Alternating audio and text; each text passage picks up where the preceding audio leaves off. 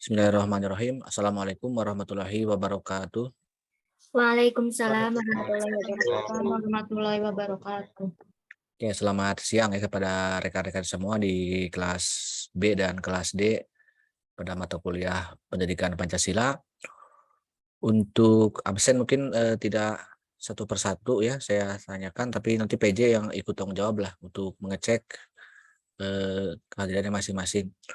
Tapi untuk di ruangan Zoom, Anda coba kasih nama kelas ya. Kelas, terus NPM, dan nama lengkap.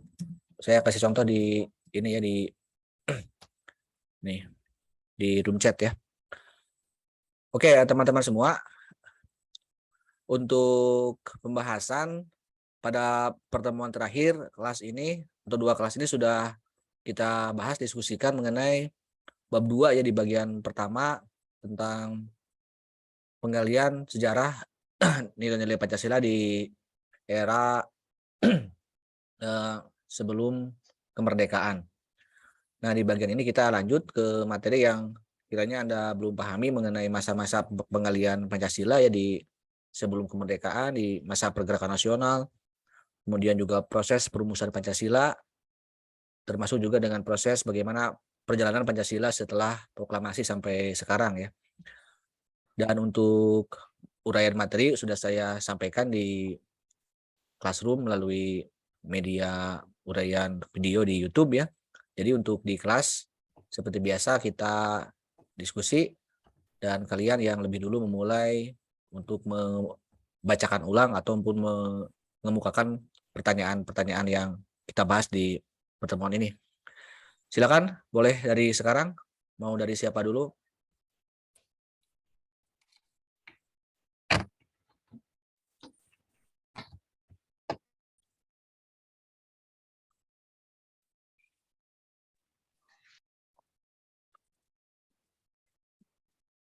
Boleh ngasih reason ya kalau memang sudah siap untuk bertanya. Di era penjajahan kan, di era kolonialisme ya, kemudian juga masuk ke masa pergerakan nasional sampai bagaimana ya. Kita nanti proklamasi kemerdekaan, dan di sanalah muncul juga peristiwa-peristiwa yang berkaitan dengan proses perumusan Pancasila. Oke, silakan tuh, biar dari kalian dulu yang.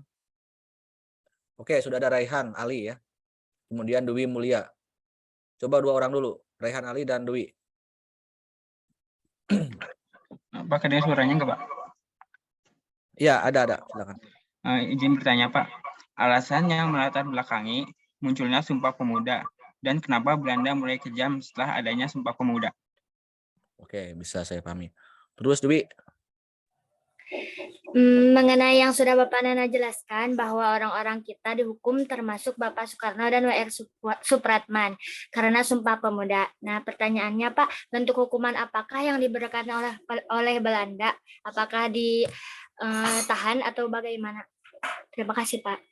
Oke, sama-sama. Oke, saya ini karena pertanyaannya saling berhubungan, jadi bisa saya sambil menjelaskan ya. Sumpah Pemuda itu adalah proses, salah satu bagian terpenting dari sejarah Indonesia ya, terutama pada masa pergerakan nasional.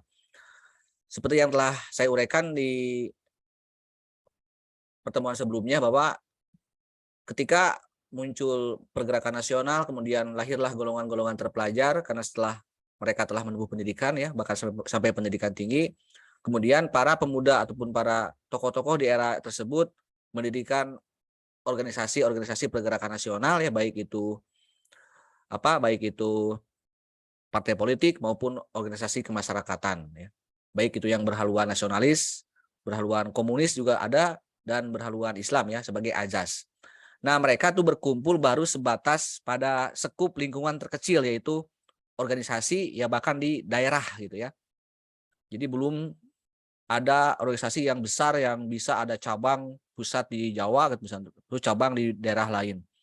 Jadi mereka berjuang atas nama organisasinya masing-masing ya, lewat berbagai bentuk perjuangan, apakah itu berupa tujuan politik, tujuan ekonomi, maupun tujuan-tujuan memberdayakan masyarakat. Tapi walaupun mereka berbeda-beda organisasinya dan di berbagai daerah, terutama di pulau-pulau Jawa ya, tapi mereka semuanya punya tujuan yang sama, yaitu untuk mencapai apa tujuannya? Jadi walaupun mereka berbeda-beda organisasinya, tetapi apa tujuannya coba? Tujuan utamanya dari dibentuknya organisasi di pergerakan nasional.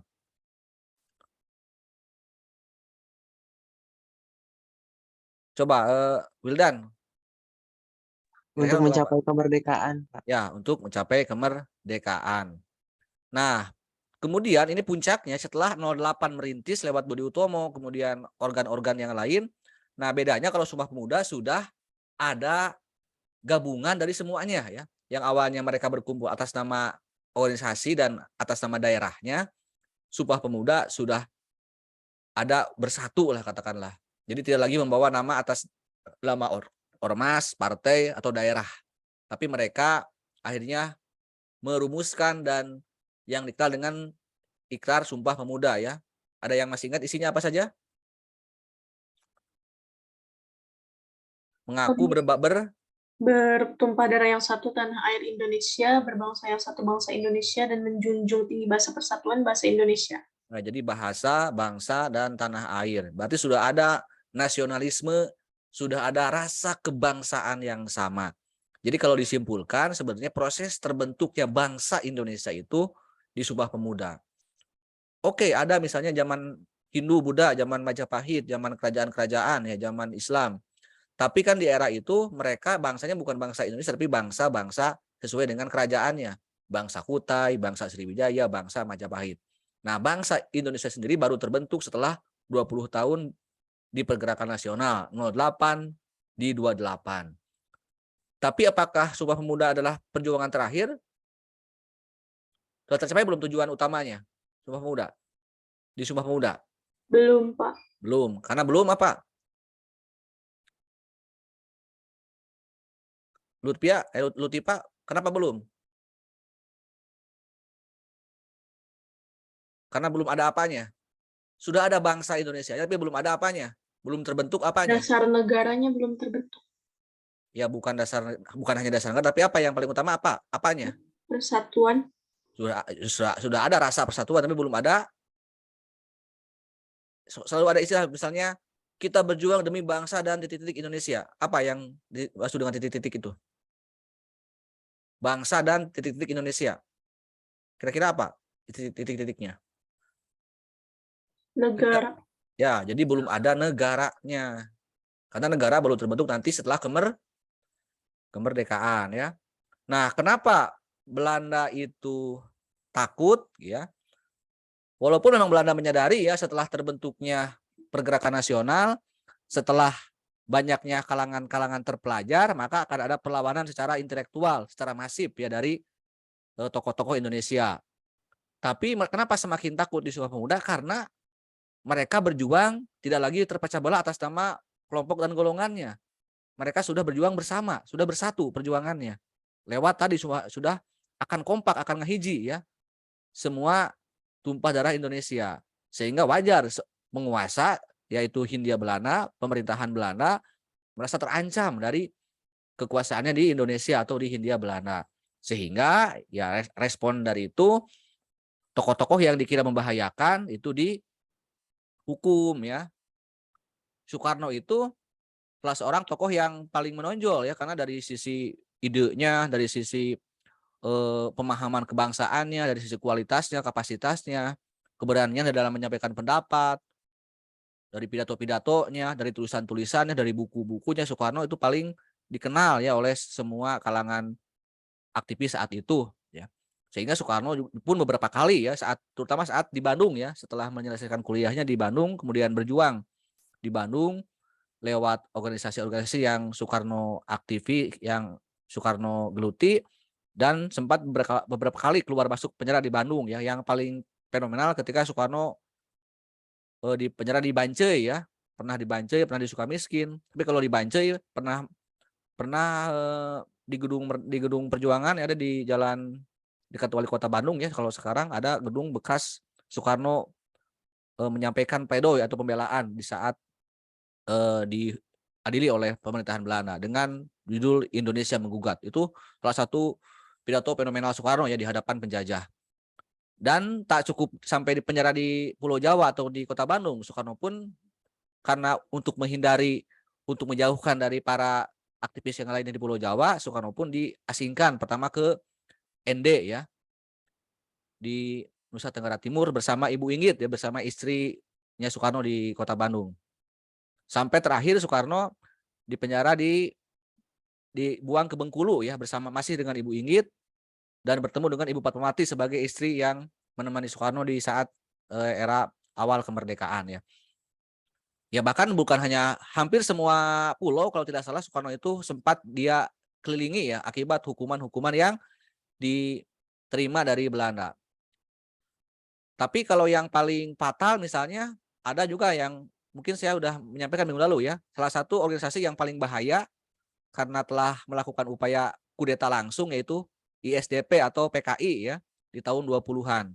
Nah, kalau PKI kan langsung dibubarkan partainya dan orang-orang yang terlibat PKI di era Hindia Belanda itu dibuang atau tidak boleh beraktivitas di Hindia Belanda, tapi mereka pergi ke luar negeri.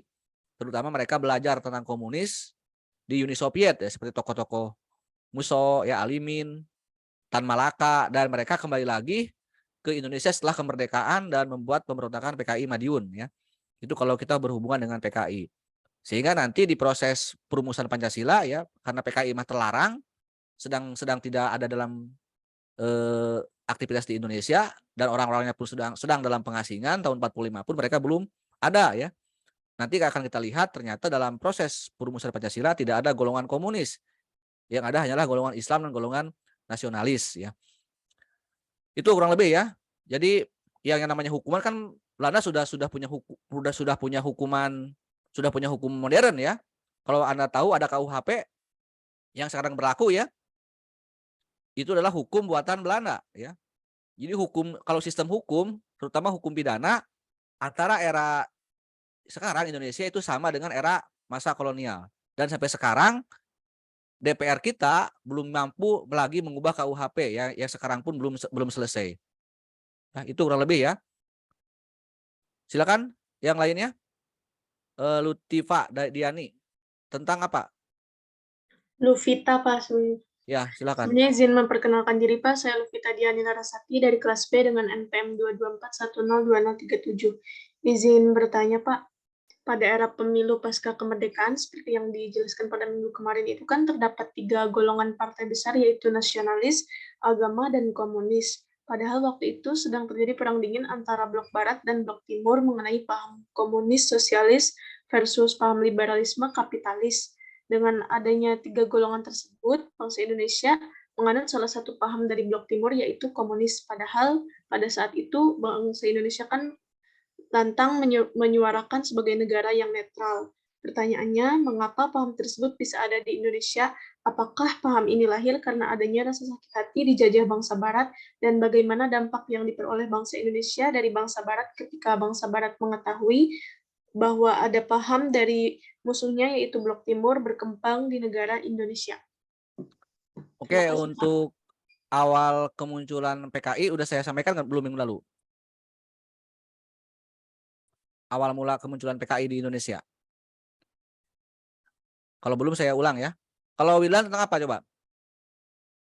Tentang PKI juga sama Pak, pada pemilu PKI kan masih ikut, malah mendapatkan dukungan dengan partai 4 suara terbanyak gitu. Ya. Apa yang menyebabkan dia banyak dipilih oleh warga Indonesia dan jasa apa yang pernah diberikan PKI pada warga negara Indonesia gitu aja Pak. Oke, terima kasih ya. Mungkin karena ini edisinya ada pertanyaan tentang PKI, jadi saya mungkin akan sedikit, walaupun ini seharusnya nanti setelah kemerdekaan ya kalau berbicara pemilu. Tapi kalau Anda yang nanti ada yang sesi ini, setelah sesi ini, coba Anda yang merasa mengkaji di bagian pemerintahan Jepang di era penjajahan Jepang ya, sampai proklamasi, coba nanti setelah ini ya. Tapi saya akan lanjut dulu, karena PKI ini saling berhubungan ya, baik di era pergerakan nasional, setelah kemerdekaan maupun di 55 sampai tahun G30 SPKI tahun 65 ya. Pertama ya, tolong ingat baik-baik.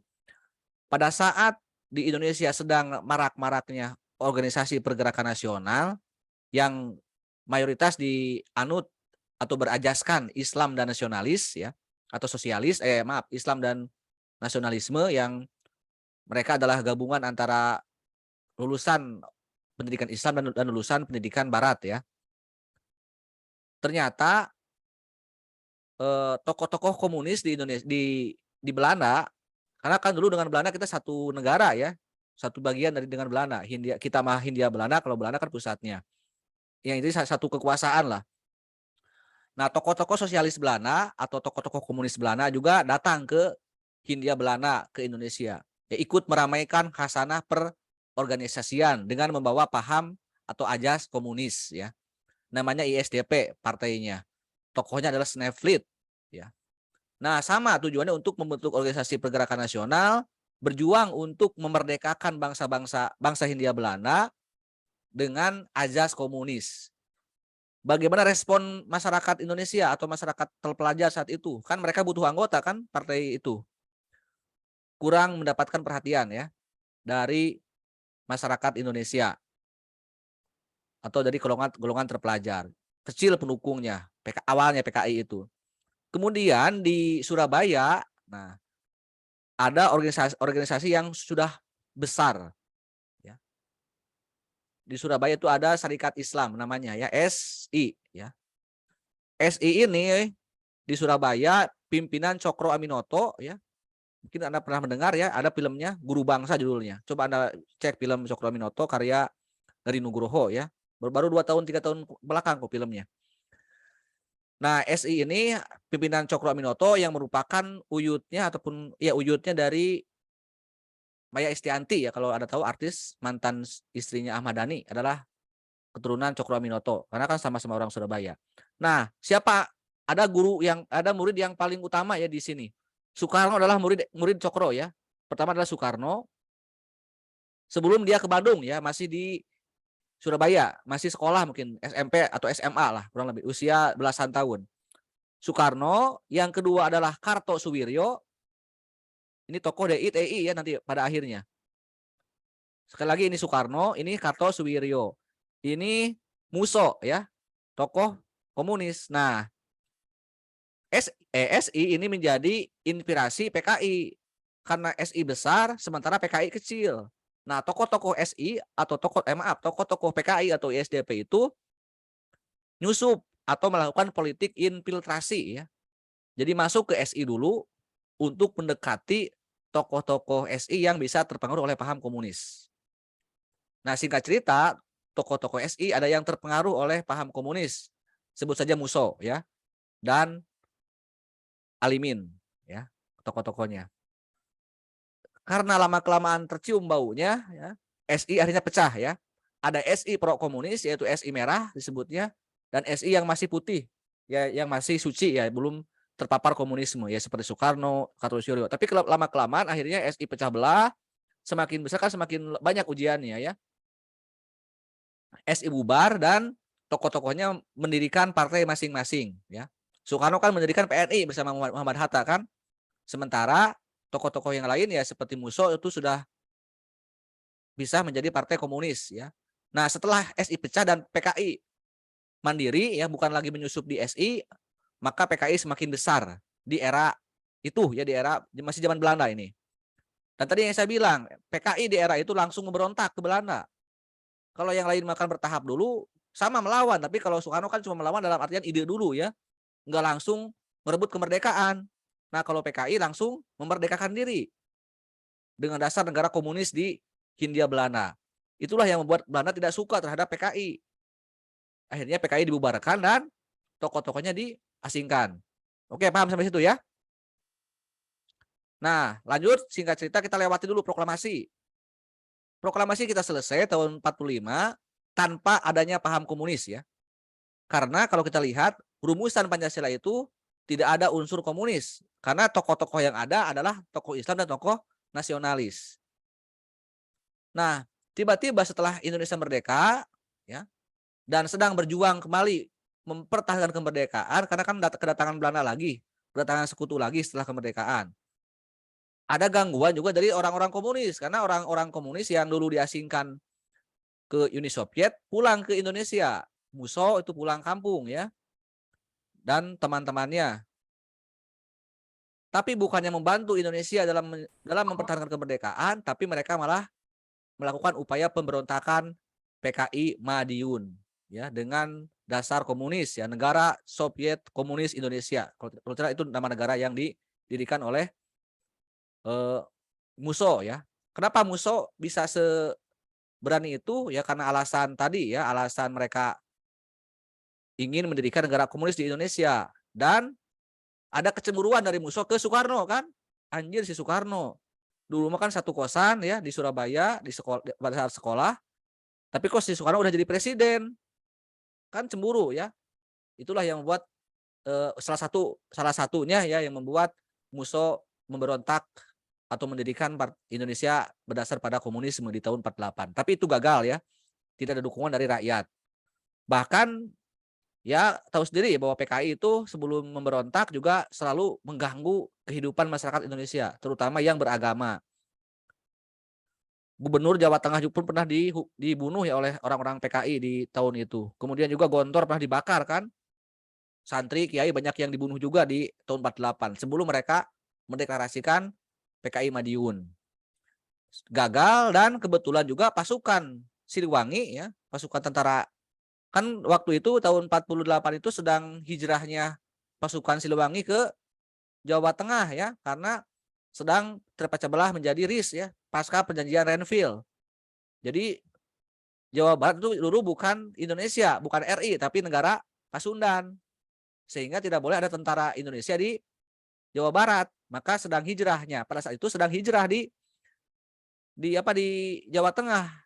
Kan dekat ya Jawa Tengah ke Jawa Timur itu, sehingga membantu Indonesia dalam mengusir atau menggagalkan PKI Madiun ya. Bukan hanya itu ya, Soekarno pun diganggu oleh DITI ya Jawa Barat. Nah, karena di Jawa Barat juga sedang bukan negara Indonesia, sedang negara Pasundan, itu pun yang membuat Kartosuwiryo kecewa terhadap Soekarno. Nah ini Kartosuwiryo sebagai pemimpin pasukan Islam yang awalnya sama dengan Soekarno berjuang melawan Belanda di agresi militer, tapi nggak setuju dengan sikap Soekarno yang mengalah pada Belanda karena semakin mempersempit wilayah Indonesia. Itulah yang membuat alasan Kartosuwiryo memberontak dengan DITI di Jawa Barat. Paham ya sampai situ?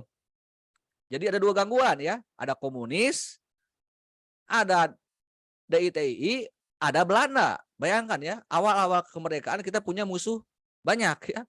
Di dalam ada dua, di luar ada satu kan. Belum lagi Belanda diboncengi, dibantu oleh Amerika, oleh Inggris, kan oleh sekutu gitu. Jadi itulah yang akhirnya, tapi ini kembali ke PKI. PKI Madiun itu berhasil ditumpas seketika tahun 48 ya oleh pasukan Siliwangi, dan kemana Musso? Nah Musso sebagai dulu mantan temannya Soekarno di era muda dihukum mati ya di sini di PKI Madiun. Berarti kalau di sini PKI sudah tidak ada karena sudah habis orangnya sudah dihukum. Bahkan ya para pentolannya Amir Saripudin, tokoh-tokoh kuncinya sudah dihukum mati karena telah memberontak kepada Indonesia yang telah merdeka. Jadi Soekarno itu menghukum mati temannya ya, yaitu Musso. Bahkan nanti di tahun 60 setelah Kartosuwiryo tertangkap di Gunung Beber di Garut ya, antara Garut Bandung kan ada Gunung Beber, tempat ngumpetnya orang-orang DITI juga sama setelah ditangkap oleh pemerintah Indonesia. Soekarno pun menangis ya karena menghukum mati temannya yaitu Kartosuwiryo ya. Itulah salah satu politik ya, ciri-ciri politik. Kadang-kadang ya teman bisa jadi musuh kalau sudah berbeda sikap atau berbeda pandangan ya. Dan Soekarno lah sebagai pemenang dari pertarungan antara ketiga tokoh itu ya, karena yang lainnya seperti Musso maupun Kartosuwiryo adalah menjadi lawan ya, karena berbeda tujuan dengan Soekarno terutama setelah kemerdekaan. Kemudian lanjutnya, berarti tahun 48 itu harusnya sudah ada PKI. Tapi yang perbedaannya kenapa bisa hidup lagi di tahun 55? Nah, tahun 48 walaupun orangnya telah mati, tapi pemerintah Indonesia tidak langsung tidak ada keputusan untuk membubarkan PKI ya. Sehingga generasi-generasi muda PKI yang masih hidup, siapa tokohnya, yaitu Aidit ya. Tahun 48 mungkin Aidit masih kecil gitu ya, masih ABG. Tapi di tahun 50-an 5 tahun kemudian akhirnya Aidit sudah dewasa dan kembali menghidupkan komunis di Indonesia dan ikut serta dalam pemilu 55. Kenapa di saat itu kita membolehkan lagi semua paham termasuk komunis? Pertama, PKI belum dibubarkan. Yang kedua, kita di tahun 50 sampai tahun 55 itu sedang masa demokrasi liberal ya. Di zaman UUDS 50. Jadi kita sedang melaksanakan Undang-Undang Dasar sementara tahun 50. Karena Undang-Undang Dasar 45 itu tidak langsung diterapkan ya. Belum diterapkan sudah dilanggar. Bahkan diganti menjadi UUD RIS ya tahun 49. Tahun 50 kita malah menggunakan UUDS. Itulah awal mula demokrasi liberal. Jadi demokrasi bebas yang membuat semua paham itu boleh, termasuk komunis ya.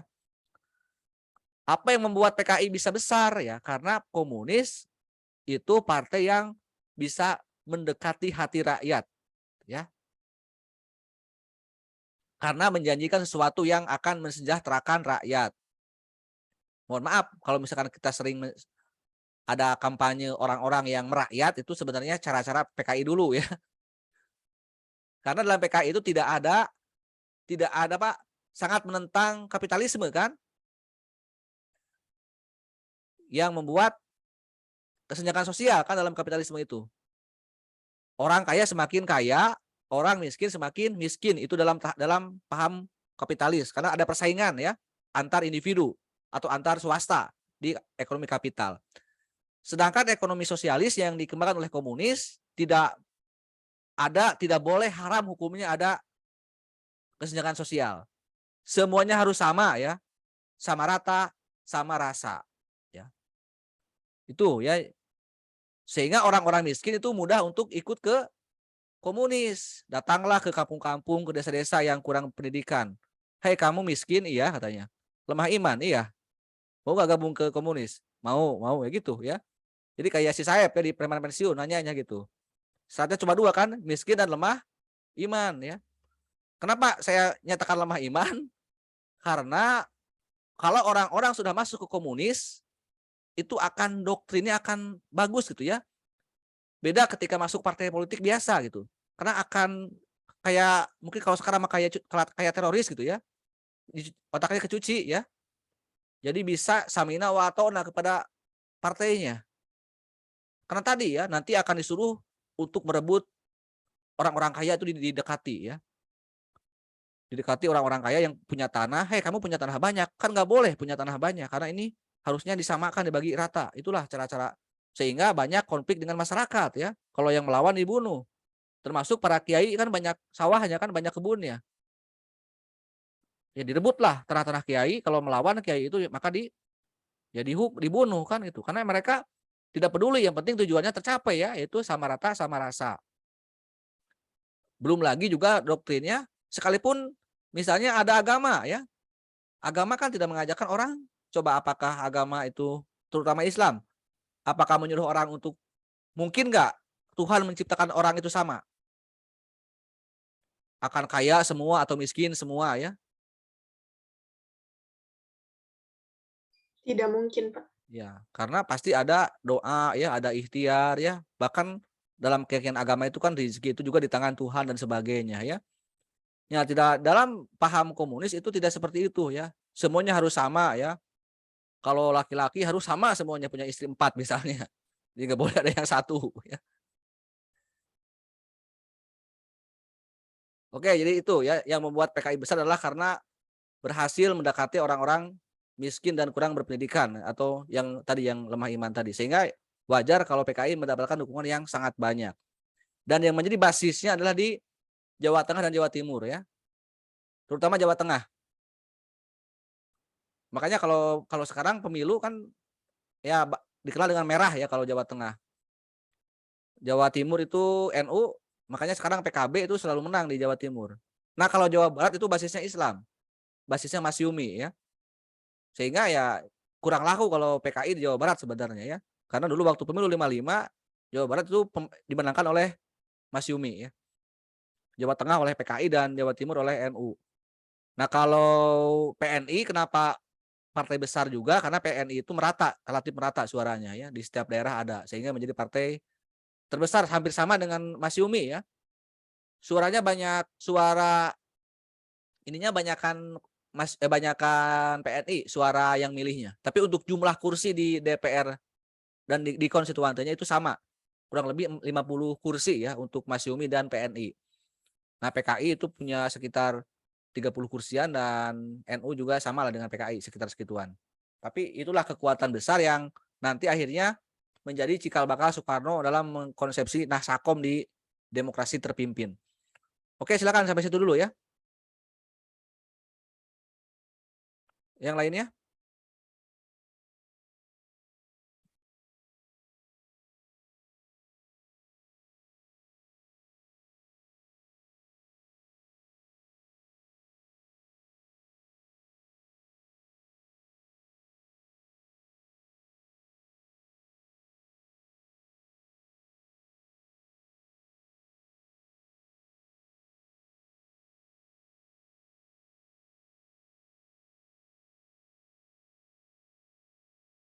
Oke, Indri silakan. Tentang apa? Baik, Pak. Sebenarnya ini ada 2 pertanyaan. Silakan. Yang pertama ada pasca kemerdekaan dan proklamasi, Pak. Ya, silakan. Pertanyaannya pertama apa? Pertanyaan pertama, apakah pada tanggal 17 Agustus 1945 sebenarnya bangsa Indonesia belum merdeka, melainkan hanya proklamasi saja? Dan mengapa Belanda tidak mau mengakui kemerdekaan pada tanggal tersebut, Pak? Oke, Belanda tidak mau akui. Oke, jadi kita masuk dulu ke proses proklamasi ya, atau karena ini akan berhubungan dengan proses perumusan Pancasila. Oke, kita kembali ke masa pergerakan nasional ya, atau masa penjajahan.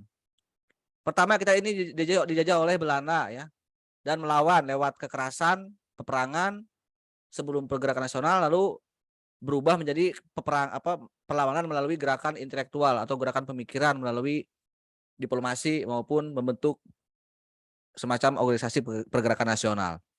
Yang ingin saya tanyakan, apakah kita berhasil nggak mengalahkan Belanda atau mengusir Belanda? Jawab aja iya atau tidak. Di era pergerakan nasional, berhasil nggak kita mengalahkan Belanda? Coba Indri, menurut kamu Indonesia benar nggak mengalahkan Belanda dan Belanda itu sampai kabur dari Indonesia akibat kalah oleh kita? Iya atau tidak aja? Tidak, Pak. Karena Belanda kabur kan akhirnya. Tapi oleh siapa kaburnya? Oleh Jepang bukan? Ya. Jadi Belanda itu kalah oleh Jepang bukan oleh Indonesia. Padahal kan yang kita melawan ratusan tahun kan? Tapi kenapa yang mengalahkan dengan hitungan hari dulu Jepang langsung membuat Belanda kocar-kacir. Lalu kemudian setelah begitu bagaimana nasib Indonesia setelah Belanda tidak ada? Berubah menjadi zaman penjajahan Jepang. Zaman penjajahan Jepang. Bagaimana awalnya Jepang bisa setelah berhasil mengusir Belanda, bagaimana sambutan pada Jepang? Bangsa Indonesia ataupun tokoh-tokoh Indonesia seperti Soekarno menyambut dengan baik atau menyambut dengan buruk? Ya? Baik, Pak. Ya, disambut dengan baik ya.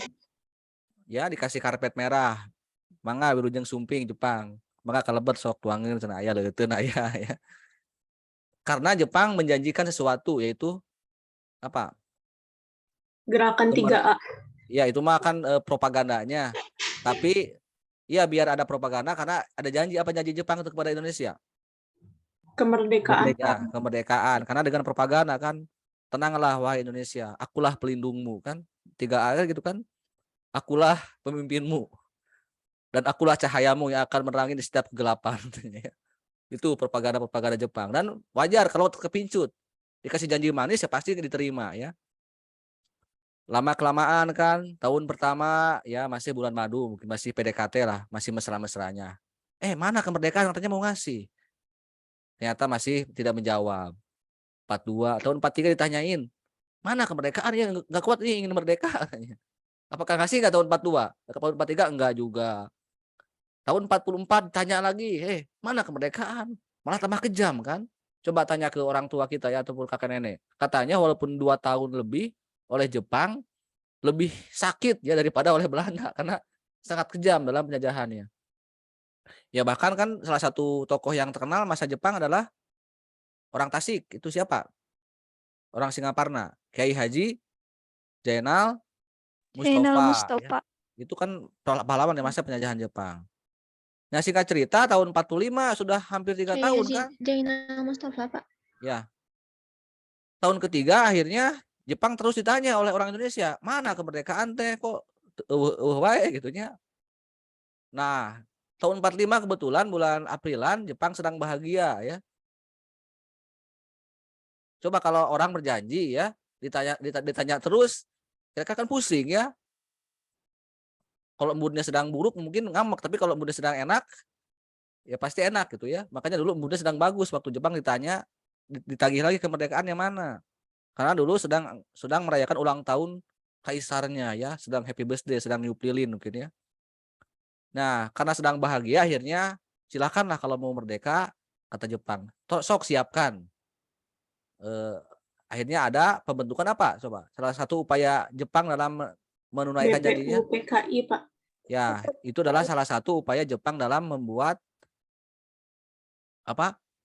Dalam menunaikan janjinya ya untuk menyuruh orang-orang Indonesia untuk mempersiapkan kemerdekaan.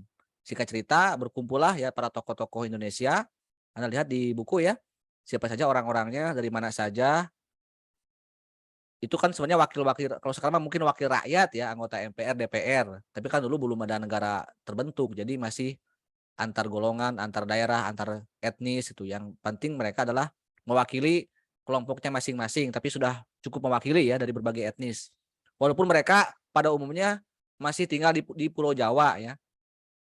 Tapi walaupun tinggal di Pulau Jawa, bukan berarti semuanya orang Jawa atau orang Sunda, tapi ada juga dari tokoh-tokoh lain dari luar Jawa yang sudah sekolah lama kan di Pulau Jawa, seperti Muhammad Yamin kan orang Sumatera, Muhammad Hatta, Agus Salim juga orang Sumatera ya, tapi mereka sudah tinggal lama di Pulau Jawa atau di Jakarta. Itulah yang akhirnya tanggal 29 Mei sampai dengan 1 Juni ya, yaitu BPUPK yang pertama. Dengan siapa coba ketuanya? Ketua BPUPK itu siapa? Dr. Rajiman Ya, Wediodiningrat, Pak. Dr. Rajiman itu adalah seorang dokter ya. Ini yang pertama itu adalah apa agendanya? Ada BPUPK, ada panitia 9 ya. Ada BPUPK yang kedua. Tapi kita yang pertama dulu adalah tadi ya, Dr. Rajiman yang dulu sebagai tokoh yang ditunjuk sebagai ketua, sebelum membuka atau pas membuka sidang, bertanya pada semua hadirin yang ada di arena persidangan BPUPK itu. Kalau nanti negara ini merdeka, ini kata Dr. Rajiman ya, apa dasarnya? Jadi menantang para anggota yang 100 orang itu untuk berpidato, mengemukakan gagasan tentang dasar negara. Itu kan logika yang cukup bagus ya. Diibaratkan itu akan membangun sebuah bangunan atau rumah. Apa coba yang pertama kali dipikirkan? Atau yang dibuat? Apakah gentengnya atau atapnya? Fondasi. Ya, jadi fondasinya dasarnya. Biar ya kuat gedungnya, kuat bangunannya, kuat rumahnya. Begitupun negara kan. Jadi tidak memikirkan dulu siapa pemimpinnya, siapa yang jadi presiden, siapa yang jadi menteri, nggak ada. Tapi mereka berpikir tentang hal yang mendasar dulu, yaitu dasar negara. Dalam buku-buku yang umum di sekolah maupun yang saya tulis, sebenarnya saya mayoritas lah para penulis, terutama karena Muhammad Yamin ya, yang sebagai Menteri Pendidikan dan juga tokoh BPUPK, hanya 3 orang kan yang ngomong, Supomo, Yamin, dan Soekarno. Tapi dalam risalah yang asli sebenarnya semua hadirin yang ada itu berpendapat atau berpidato, ya. Termasuk Muhammad Hatta ya. Jadi mengemukakan, bahkan juga bukan Ahmad Dahlan, tokoh yang dari Ki Bagus Hadikusumo ya, tokoh Muhammadiyah pun sama. Ada yang berbicara tentang Islam, tentang nasionalisme. Tapi singkat cerita lah, Soekarno akhirnya kebagian yang terakhir ya di tanggal 1 Juni. Dan Soekarno langsung mengomentari semua yang bicara. Dari hari kemarin saya dengar ya, Tuan dan Puan berpidato, tetapi tidak ada satupun yang bisa menjawab pertanyaan dari Yang Mulia Ketua Dr. Rajiman ya. Nah, akhirnya Soekarno lah yang menjawab pertanyaan tentang apa dasar negara kalau nanti merdeka. Soekarno akhirnya untuk pertama kalinya istilah Pancasila dikenalkan oleh Soekarno di 1 Juni. Ya. Jadi kalau sekarang misalnya pemerintah memutuskan 1 Juni sebagai hari lahirnya Pancasila, itu sebenarnya hari pertama di mana Pancasila dikenalkan oleh Soekarno di sidang BPUPK. Termasuk juga dengan rumusan-rumusannya. Coba bacakan coba rumusan Soekarno itu apa saja isinya? Sila pertamanya apa, sila keduanya apa?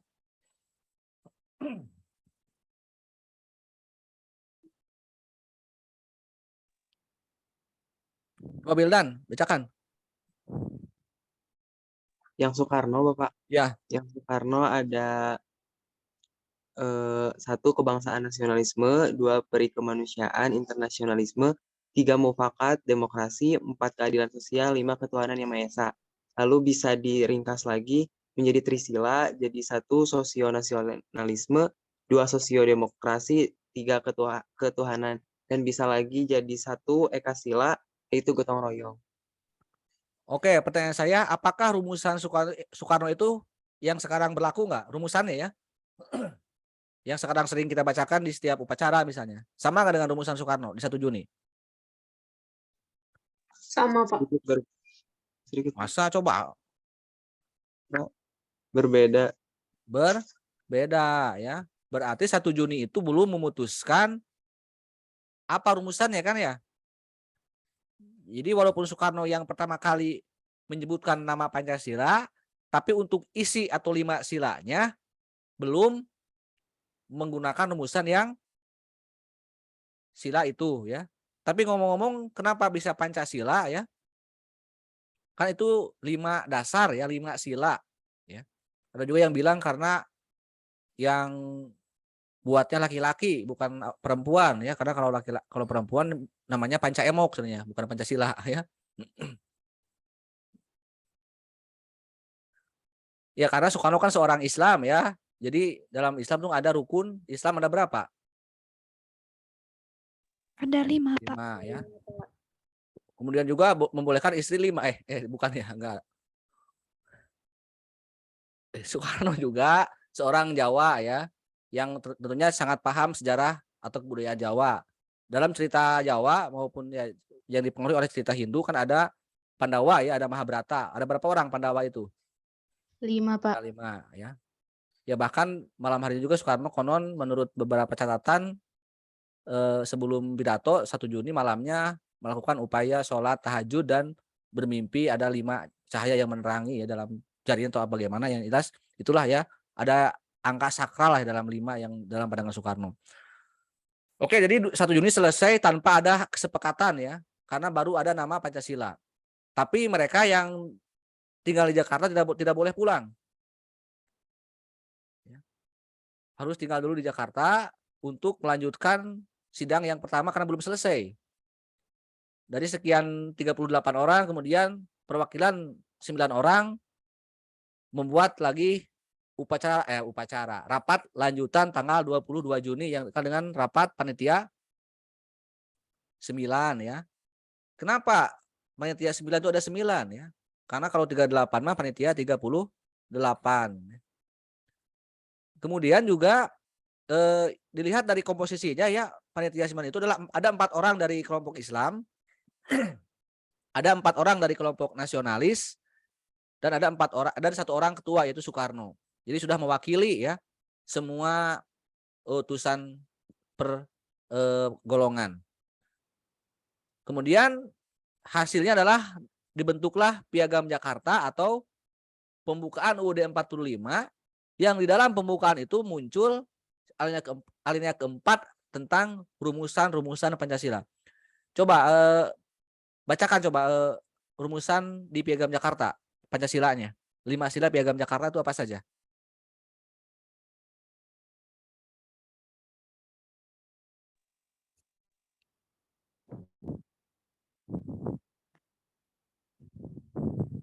Ayo, yang Di- bisa, guys, Indri, Di Piagam Jakarta, Pak, ya. yang pertama ada ketuhanan dengan kewajiban menjalankan syariat Islam bagi pemeluk-pemeluknya. Yang kedua, kemanusiaan yang adil dan beradab. Yang ketiga, persatuan Indonesia. Yang keempat, kerakyatan yang dipimpin oleh hikmat kebijaksanaan dalam permusyawaratan perwakilan. Dan yang terakhir, yang kelima, keadilan sosial bagi seluruh rakyat Indonesia. Jadi itulah yang dihasilkan dan yang disepakati tentang 5 dasar negara ya di Piagam Jakarta. Walaupun di dalam kelompok nasional ada seorang yang beragama Kristen yang namanya A.A. Maramis ya. Tapi apapun itu yang jelas 9 orang itu menandatangani naskah Piagam Jakarta ya. Apa coba bedanya antara Piagam Jakarta dengan 5 sila yang sekarang? Di sila pertama, Pak. Oke, di sila pertama. Jadi sebenarnya sebelum dirubah yang disepakati adalah Piagam Jakarta dulu ya. Oke, jadi selesai Piagam Jakarta kita baru punya pembukaan ya, baru punya mukadimah. Belum lengkap karena memerlukan lagi hukum dasar negara yaitu konstitusi. Lanjut lagi di sidang yang kedua yaitu BPUPK yang kedua. Di sanalah dihasilkan apa? Yang dihasilkan di di sidang yang kedua pembukaan sudah ada ya. Apa? Menghasilkan pasal-pasal atau batang tubuh Ya. Undang-Undang Dasar 1945. Jadi di sini mah sudah ada Undang-Undang Dasar Negara ya atau pasal-pasal yang merupakan gambaran terperinci atau uraian lengkap atau penjelasan dari rumusan-rumusan dalam pembukaan maupun dalam Pancasila itu sebagai dasar negara gitu kan. Tetapi belum cukup hanya dasar negara sebagai nilai. Memerlukan juga apa yang namanya uraian lengkapnya yaitu kitab sucinya gitu kan ya. Kalau dalam agama itu kalau Pancasila itu baru pembukaan itu baru surat Al-Fatihah gitu kan. Tapi kalau sudah lengkap berarti sudah seperti halnya buku ataupun pasal-pasal batang tubuh Undang-Undang 45. Berarti kita sudah punya seperangkat alat sholat lah ya kalau mau ijab kabul mah ya. Nah akhirnya kita selesai punya perangkat untuk kemerdekaan kembali ke Jepang. Bulan Juli kan sudah selesai nih tanggal 15 Juli. Apakah Jepang benar nggak memberikan kemerdekaan? Kemudian bagaimana nasib Jepang di Perang Dunia Kedua? Ada yang bisa jawab?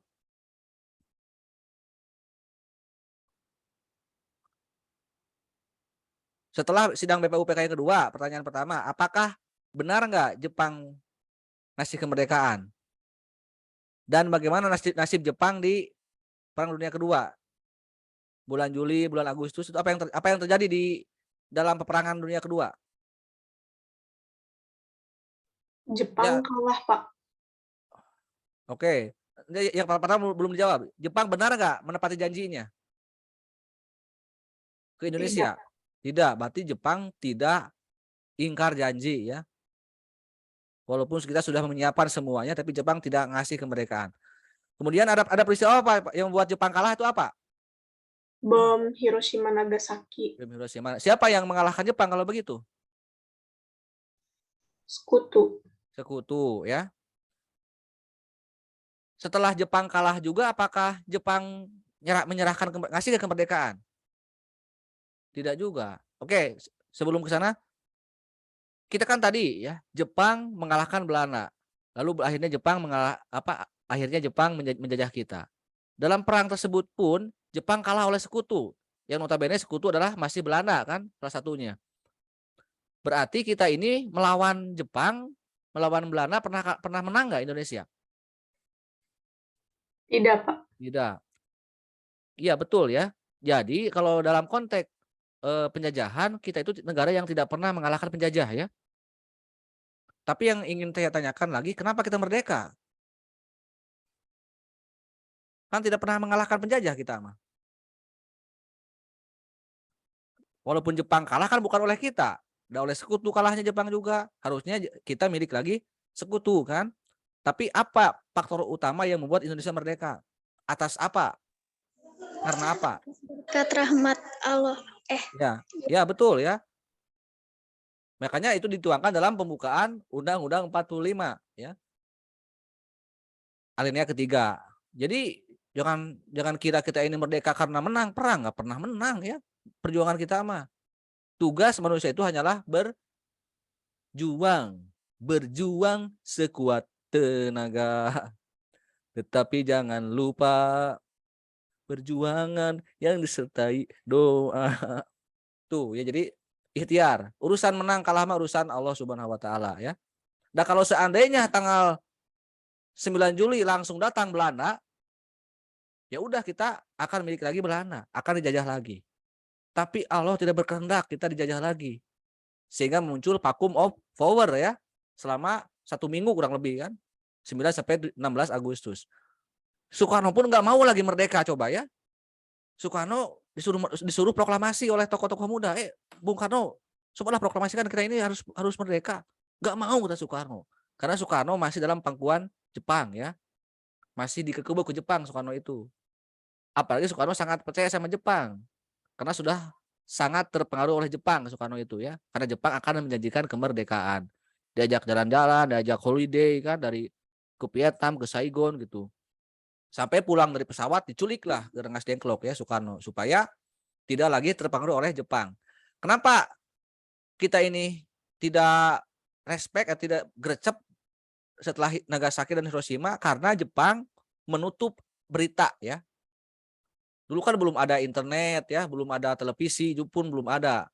Nyaris hanya ada gelombang radio sebagai pusat berita ya. Jadi tidak ada informasi radio atau ditutup oleh Jepang supaya tidak didengar oleh orang-orang Indonesia.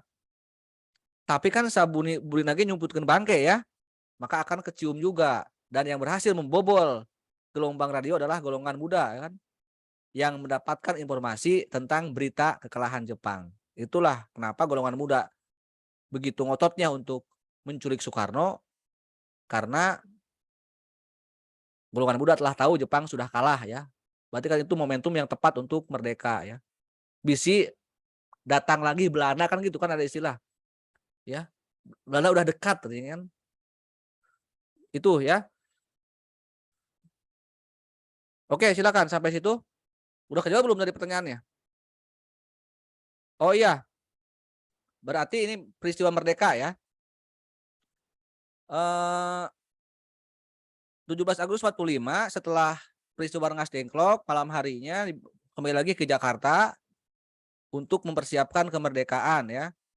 Yang intinya adalah merumuskan teks proklamasi. Walaupun sebenarnya teks proklamasi itu adalah pembukaan Undang-Undang 45 tapi diringkas ya. Terlalu panjang. Makanya nanti di bab 3 akan ada hubungan antara Undang-Undang Dasar dan teks proklamasi. Oke, itu dulu ya. Nah, akhirnya dibacakan oleh Soekarno-Hatta atas nama bangsa Indonesia di tanggal 17 Agustus 45 hari Jumat bulan puasa pukul 10 ya. Jadi kalau kita lihat upacara mah dulu jam 10 ya siang. Sekarang makan pagi ya. Karena dulu kan bulan puasa habis pulang dari Karawang dari Rengas Dengklok katanya seperti itu. Kemudian mereka kan begadang ya di Jakarta untuk proklamasi. Bahkan sampai sahur mereka tidak tidur. Setelah sahur kan makan, makan sahur terus salat subuh, kenyang, capek, tidur, pas bangun udah jam 9. Jadi tidak ya kesiangan lah. Toko-toko saat itu kesiangan sehingga baru bisa dilakukan di pukul 10.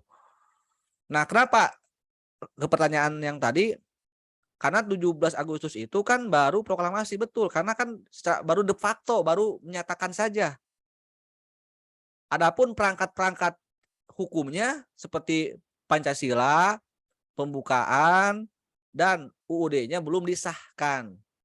Karena pengesahan Pancasila itu di sidang PPKI sehari setelah itu. Ya. Sehari setelah itu. Termasuk juga kan negara itu kan tidak hanya cukup merdeka ya, karena perlu dasar negaranya, hukum dasarnya. Siapa lagi coba yang penting dalam negara itu? Pemerintahnya siapa? Kan belum ada presiden tanggal 17 Agustus itu kan. Belum ditunjuk siapa presidennya, belum ada mana saja daerahnya kan.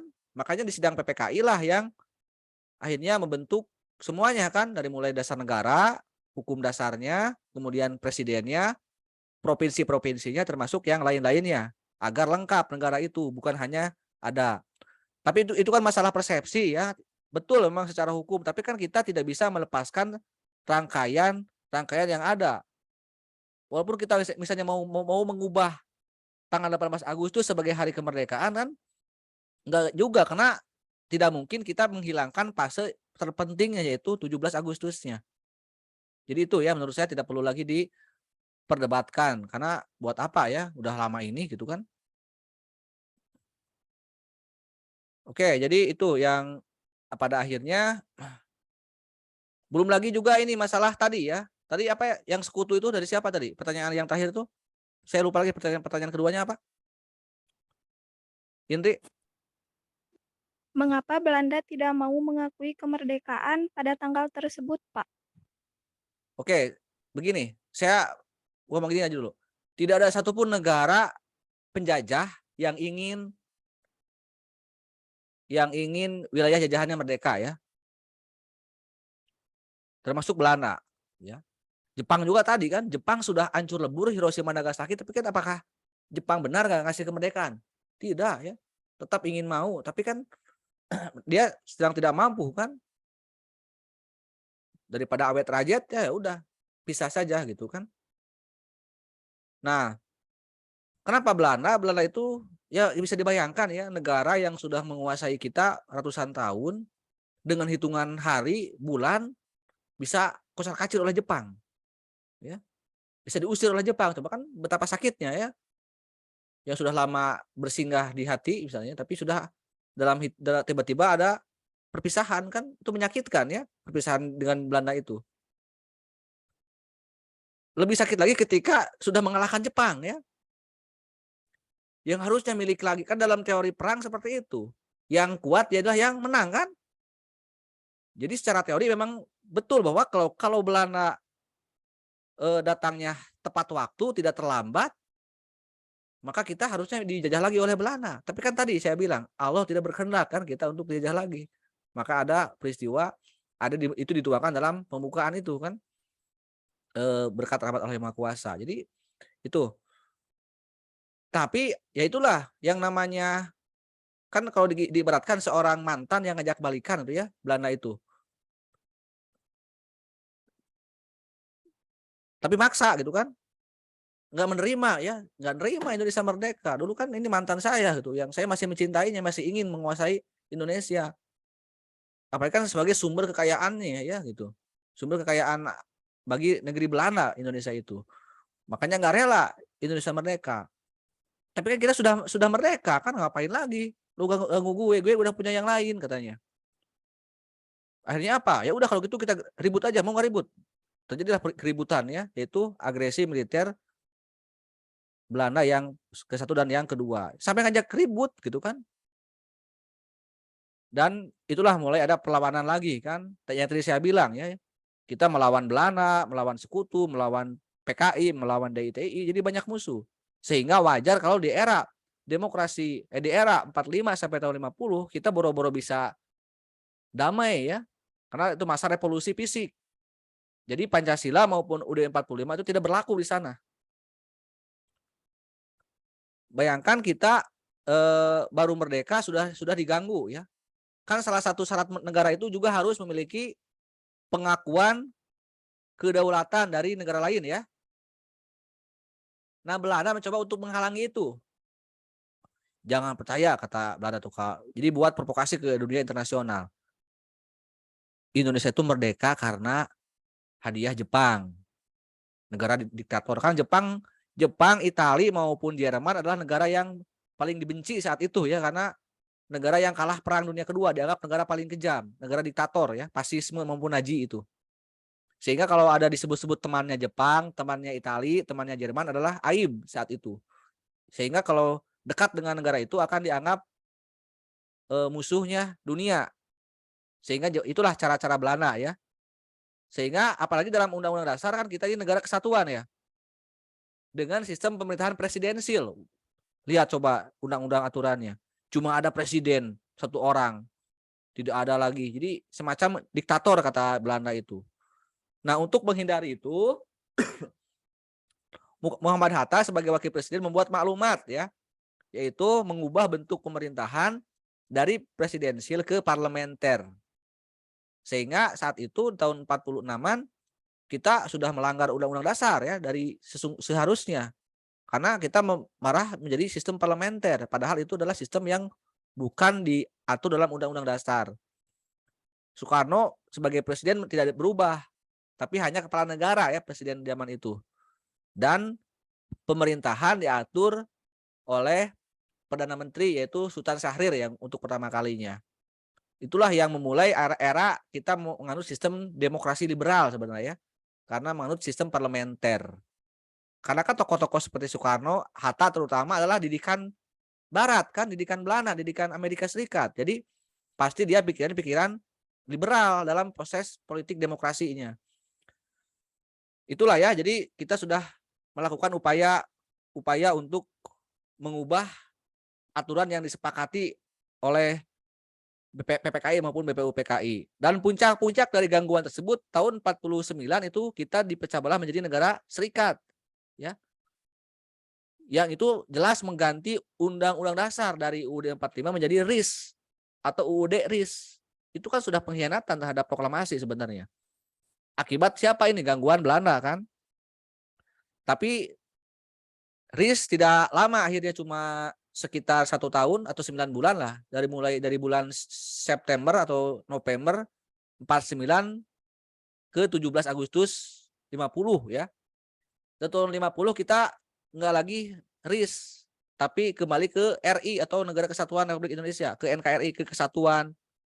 Tetapi undang-undang yang berlaku di tahun 50 bukan Undang-Undang 45, tapi undang-undang apa coba?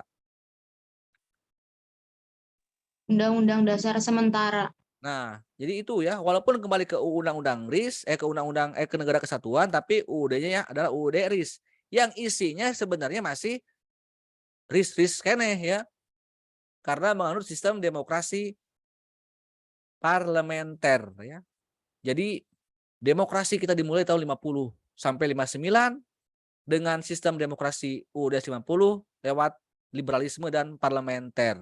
Tadi yang bertanya, kenapa bisa ada pemilu lalu ada partai komunis? Ya karena dalam demokrasi liberal itu bebas, kan semuanya ada.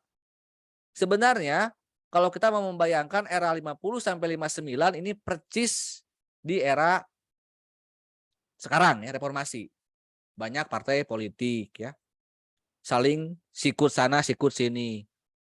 Sekarang kan lewat medsos ya ramainya. Dulu mah orang berperang propaganda melewat ya masih zaman-zaman spanduk, pamflet, triplet di tembok-tembok, di kan Anda lihat lah di gambar-gambar ataupun film-film dokumenter di tahun itu. Bahkan ada partai yang tadi yang paling bersetegang ya antara PKI, Masyumi gitu kan saling berebut simpati rakyat. Maaf kalau sekarang kita dengar istilah-istilah kadrun tahu istilah-istilah Arab gitu ya, onta kepada umat Islam, hinaan-hinaan kepada umat Islam itu adalah cara-cara PKI di tahun 50-an ya. Di pemilu 55. Jadi makanya harus hati-hati dengan PKI gitu karena bisa pandai membulak-balikan fakta. Kalau banyak ulama, banyak umat Islam yang ditindas, itu pun persis sama di era ketika masih ada PKI di tahun 50 sampai tahun 60-an ya. Ya walaupun kita orang banyak kebatakan sudah nggak ada, sudah zaman lalu. Iya, tapi kan ada pola-pola yang sama. Bahkan PKI itu bisa hidup lagi walaupun orang-orangnya telah tiada ya. Nah, yang unik di tahun 55 itu adalah peristiwa proses pemilu ya untuk mengganti Undang-Undang Dasar sementara tadi. Jadi tadi ya, akhirnya melahirkan 4 partai besar, 3 ideologi dan 2 pilihan. Saya mau tanya, apakah anggota MPR atau konstituante tahun 55 sampai 59 kan bersidang nih untuk membentuk UUD yang baru, pengganti UUDS 50.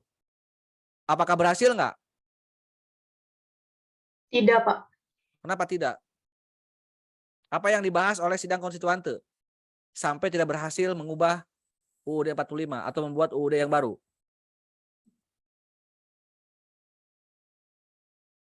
Mentok di mana coba? Jadi singkat cerita begini, 55 itu adalah mengulang peristiwa sidang-sidang BPUPK ya. Jadi kembali memperdebatkan rumusan dasar negara. Bedanya tahun 45 maka tidak ada komunis ya. Karena hanya ada Islam dan nasionalis. Itu perbedaan pertama. Perbedaan kedua, generasi 45 berhasil menyepakati rumusan dasar negara sampai ke PPKI kan tanggal 18 Agustus tanpa ada pertumpahan darah, tanpa ada perdebatan yang membuat orang negara masih tetap aman lah. Kecuali kan kedatangan Belanda itu beda cerita ya. Tapi mereka bisa bermusyawarah menghasilkan sesuatu yang disebut dengan Pancasila maupun UUD 45. Namun dalam waktu yang singkat lagi ya. Coba Anda lihat sidang-sidang PPKI kan sehari kan 18 Agustus. 22 Juni sehari selesai. Yang paling lama adalah membuat UUD 45 kan seminggu. 10 sampai 15 Juli ya atau 6 harian. Bahkan di sidang yang pertama juga hanya 4 hari. Tapi ini 3 tahun. Hampir 4 tahun ya. Konstituante. Hanya untuk milih 2 pilihan ya. Yang pertama adalah dasar negara kita mau apa lagi kan? Jadi belum melangkah ke undang-undang dasar, baru ke pilihan dasar negara antara Islam dan Pancasila atau nasionalisme ya. Itu dasar negara yang diperdebatkan oleh Dewan Konstituante. Islam itu dipilih oleh Masyumi ya sebagai partai Islam terbesar. Adapun 3 partai besar lain, NU, PKI dan PNI itu mendukung memilih Pancasila atau nasionalisme ya sebagai dasar negara. Tapi tidak ada satupun yang berhasil disepakati. Walaupun Masyumi satu partai ya. Berarti kan luar biasa ya kekuatan Islam saat itu.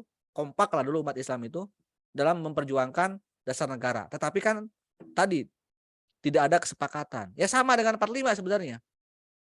45 pun itu umat Islam banyak.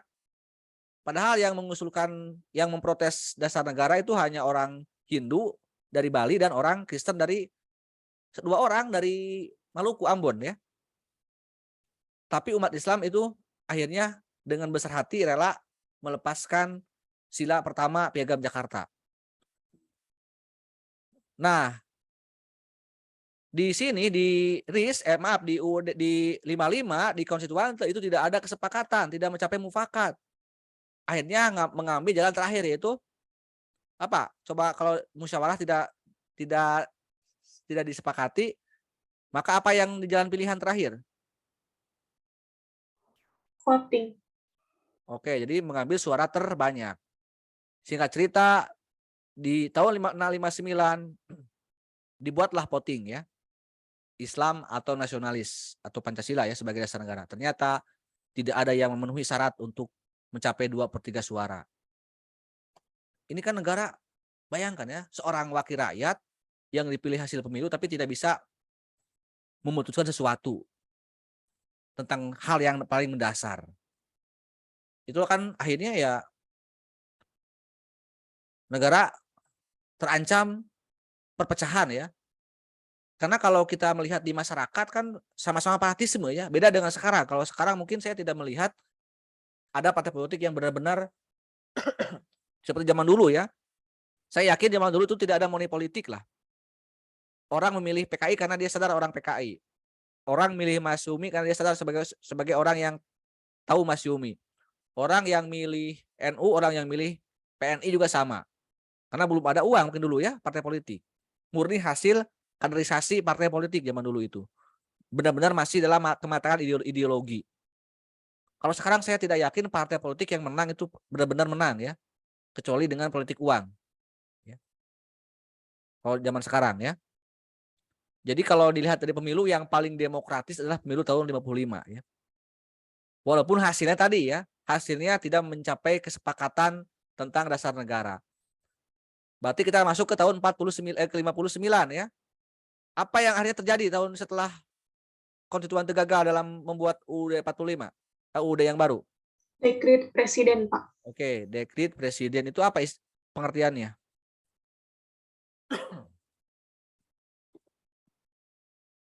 Atau siapa presidennya? Insinyur Soekarno. Oke, jadi Soekarno membuat sebuah upaya dekret. Coba Anda ingat-ingat ya, apa itu dekret? Pengertiannya apa? Tindakan sepihak penguasa. Jadi presiden sebagai kepala negara, kepala pemerintahan ya Soekarno membuat sebuah upaya sepihak. Ya. Karena apa alasannya? Momentumnya coba. Sambil buka bukunya. Apa momentum dekret? Negara Momentum. dalam keadaan bahaya. Ya tadi ya.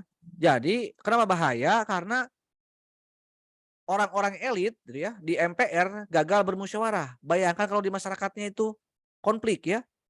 Pendukung NU, pendukung PKI, pendukung Masyumi, pendukung PDI, 4 kubu itu bentrok di masyarakat. Maka akan muncul peperangan antar ideologi di negara.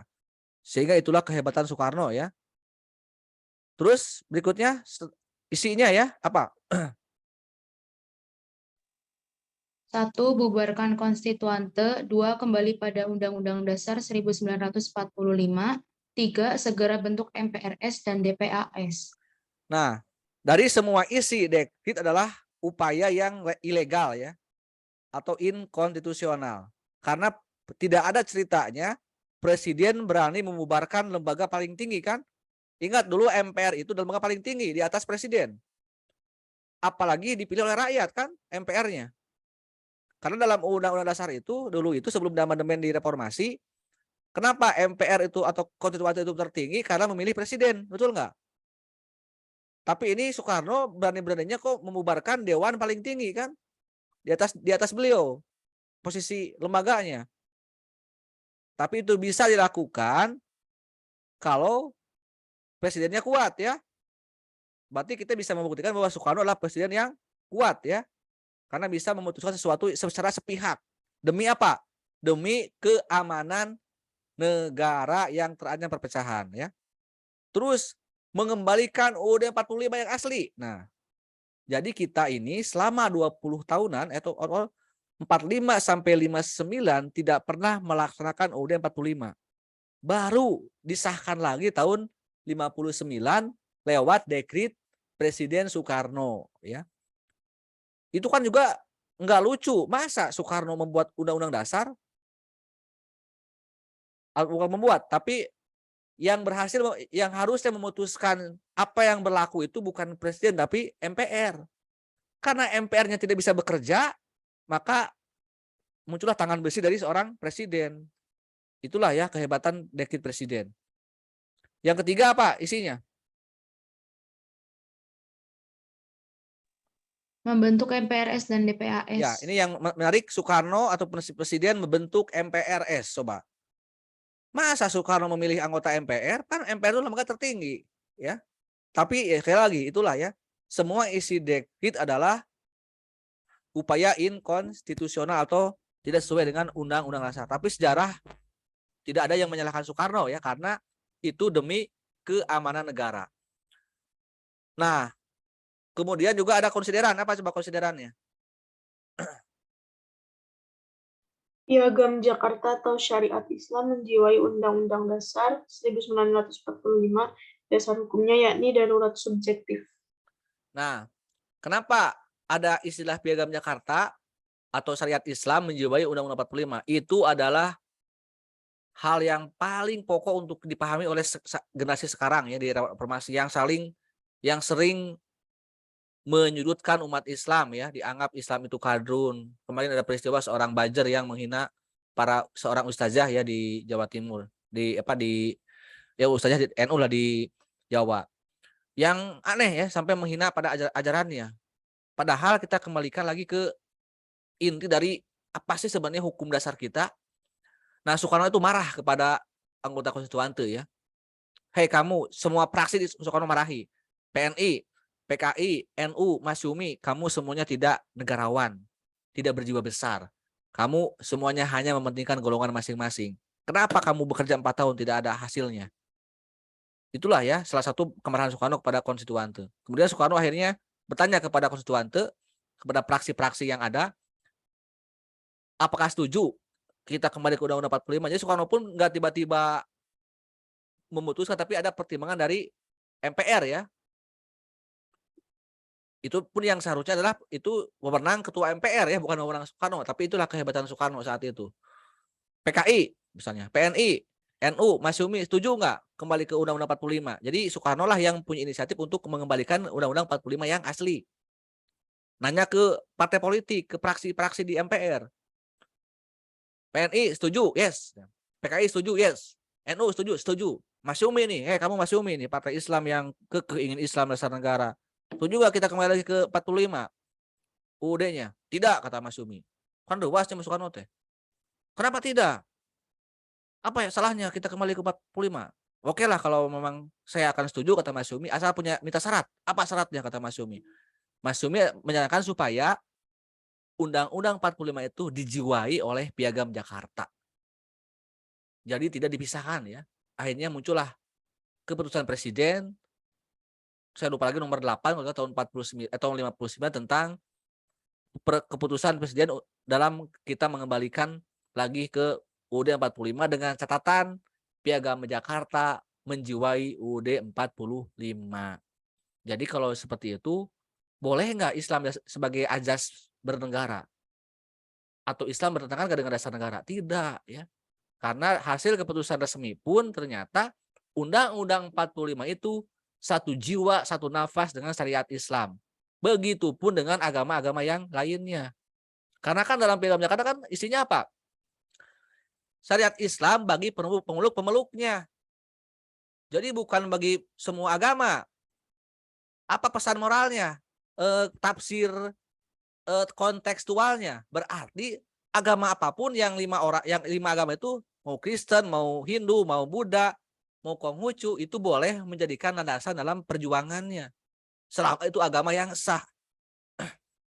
Tapi sekarang banyak orang yang sok-sok ngaku-ngaku Pancasilais, tidak paham Pancasila, tidak paham sejarah, seolah-olah agama itu bertentangan dengan Pancasila. Itu adalah sesat saya kira ya, terutama di rejim ini ya. Apa saya katakan di rejim ini? Karena rejim ini ngaco ya, secara pemahaman bernegara. Berarti kita mengakhiri masa demokrasi liberal ya, ke demokrasi pasca dekrit, yaitu demokrasi Orde Lama atau terpimpin. Oke, sampai situ dulu. Ada pertanyaan? Mungkin saya minta waktu 10 menit lagi ya lah. Kalau memang kita masih perlu untuk dibahas.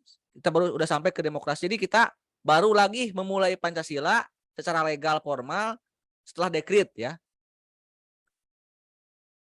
Oke, sebelum saya lanjutkan, apa ada yang mau bertanya dulu nggak di era-era ini? Di era demokrasi Orde Lama atau di era dekrit presiden? Ada Bapak saya. Pak Wildan? Kalau misalkan komunis duduk di bangku atas, misalnya sekarang di tertinggi gitu, itu gimana cara ngatasinnya Pak? Sikap kitanya. Mungkin saya tidak akan berandai Anda ya. Saya akan studi banding aja ya, studi banding dengan apa yang pernah terjadi ya. Berarti kita harus belajar dari sejarah. Pertama, kita berbicara pasca dekrit ya, yaitu demokrasi Orde Lama terpimpin. Tahun 59 atau 5 Juli 59 sampai 11 September 66 ya, Super Semar. Itu era Orde Lama, era Soekarno di bagian akhir. Jadi di akhir kekuasaan Soekarno yang berakhir tragis sebenarnya ya. Kalau kita melihat Soekarno di era muda itu hebat ya. Pejuang yang karismatik. Di era kemerdekaan hebat. Di era demokrasi liberal juga dia pemimpin dunia kan. Memimpin GNB, memimpin Konferensi Asia Afrika. Bahkan sampai dekrit dia berani membuat sebuah keputusan untuk kepentingan negara. Tapi anomali di era setelah dekrit ya. Soekarno tampil sebagai manusia biasa. sebagai pemimpin biasa yang punya ambisi tertentu ya. Mungkin gini ya, ada pepatah bilang kalau kekuasaan terlalu lama maka akan cenderung diktator, betul nggak? Makanya Undang-Undang Dasar terutama setelah reformasi dibatasi ya, hanya untuk 10 tahun maksimal atau 2 periode. Ini pengalaman negara lain maupun pengalaman di kita kan. Soekarno ya tahu sendiri ya, setelah lebih dari 10 tahun kan ngaco ya di Orde Lama. Soeharto juga sama kan, di era terakhir ya akhirnya kan tidak stabil negara. Makanya cukup 10 tahun saja.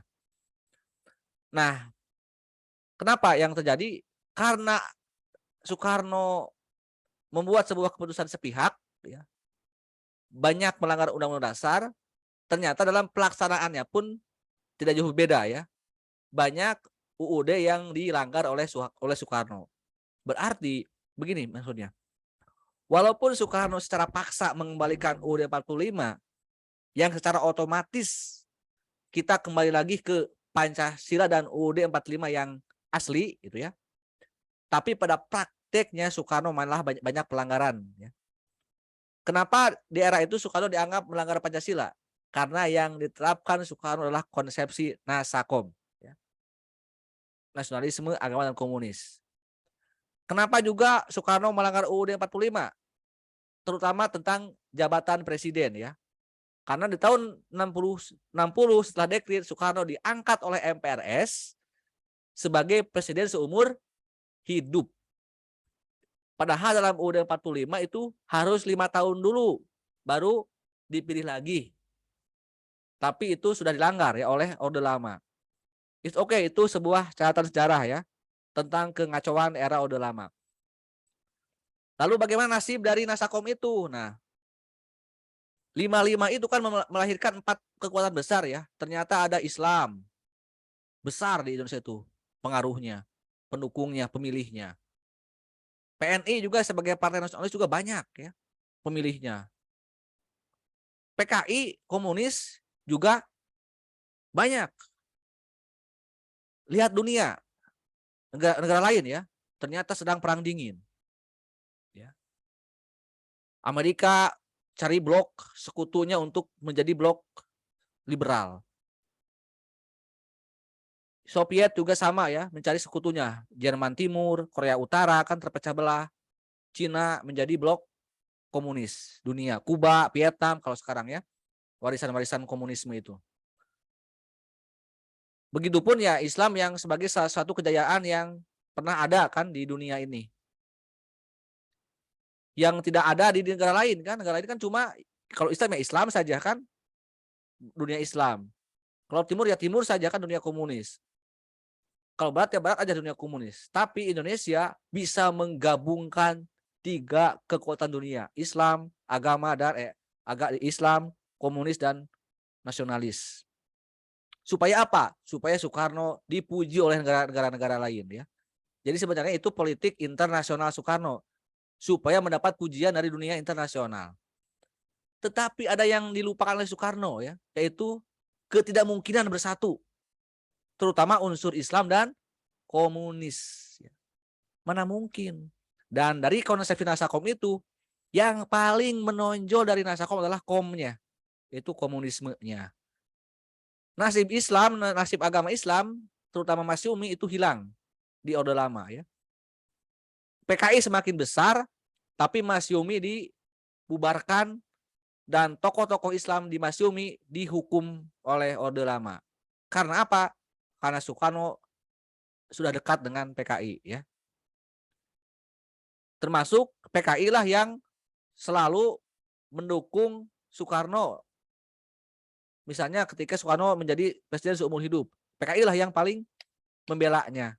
Jadi singkat cerita bahwa PKI itu menjadi partai yang sah, partai yang legal karena partai pemerintah. Jadi kalau sekarang begini ya, kalau Anda lihat televisi tahun 60-an, ada di YouTube coba tahun 65-an ya.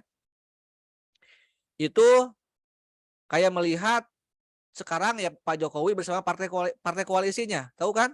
Koalisi sekarang PDIP dengan Nasdem, dengan Golkar gitu kan.